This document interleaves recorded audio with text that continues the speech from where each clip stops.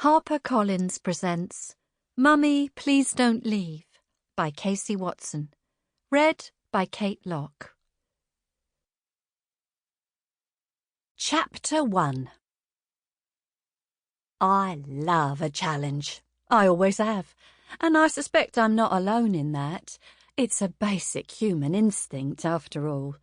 Though on this crisp early January day, challenged to find a mermaid for a 5-year-old, even I was forced to admit it might be tricky. Mike and I were on an outing with Annie and Oscar, the twins we'd fostered for a few weeks the previous year. They'd been hard work. How could a pair of lively preschoolers ever not be? But enormous fun. And uncomplicated, too, because they were only in care temporarily while their parents were in hospital, having both suffered serious burns during a house fire. It was our proximity to the major burns unit where they were being treated that had sealed the deal. We were able to take the children in to visit them while they recovered. We'd kept in touch afterwards. Lovely for us, and also helpful for the family, because it meant Mum and Dad could leave the twins somewhere familiar when they returned to the hospital, which was something they had to do on multiple occasions for essential follow-up work. This was one such occasion, and since Mike had managed to wangle a rare midweek day off, we'd taken them to the local sea life centre out on the coast, where apparently there should definitely be mermaids.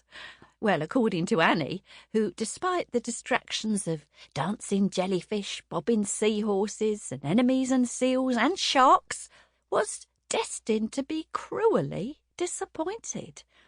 Not least by her brother, who felt it his duty to keep on remarking that mermaids weren't actually real.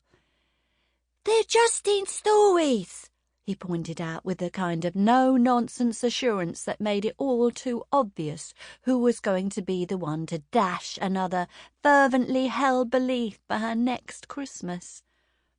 But next Christmas was obviously still a long way away. And in any case, Mike had other ideas. "Oh," he said, "did you hear about the octopus?" Annie, perched on my hip, better to see into a tank of flatfish, pouted. "What octopus?" "The famous octopus," Mike said. "The famous octopus who escaped." "From here?" Oscar asked. "From another place just like this. It was all in the news. Everyone thought he'd escaped all by himself, which he might have because octopuses are known for being very, very clever. But when they investigated further, they found it had an accomplice." Oscar frowned. "What's an accomplice?" "A helper. A special secret helper who'd snuck in the middle of the night, swum right up one of the big drain pipes that bring in all the seawater, and undone the latch on the top of the octopus's tank so they could slither back down the drain pipe and escape back to the sea." "But how did they know it was a mermaid?" Annie asked. "It could have just been another octopus, couldn't it? Or a fish?" Mike shook his head. "Wouldn't have been able to undo the latch because fish don't have fingers. Well, that is unless they are fish fingers.